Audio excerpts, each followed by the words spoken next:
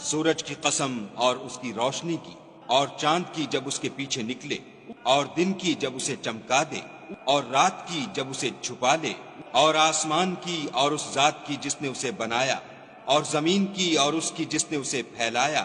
اور انسان کی اور اس کی جس نے اس کے اعضاء کو برابر کیا، پھر اس کو بدکاری سے بچنے اور پرہیزگاری کرنے کی سمجھ دی کہ جس نے اپنے نفس یعنی روح کو پاک رکھا وہ مراد کو پہنچا، اور جس نے اسے خاک میں ملایا وہ خسارے میں رہا۔ قوم سمود نے اپنی سرکشی کے سبب پیغمبر کو جھٹلایا جب ان میں سے ایک نہایت بدبخت اٹھا تو خدا کے پیغمبر صالح نے ان سے کہا کہ خدا کی اونٹنی اور اس کے پانی پینے کی باری سے حذر کرو، مگر انہوں نے پیغمبر کو جھٹلایا اور اونٹنی کی کونچیں کاٹ دیں تو خدا نے ان کے گناہ کے سبب ان پر عذاب نازل کیا اور سب کو ہلاک کر کے برابر کر دیا، اور اس کو ان کے بدلہ لینے کا کچھ بھی ڈر نہیں۔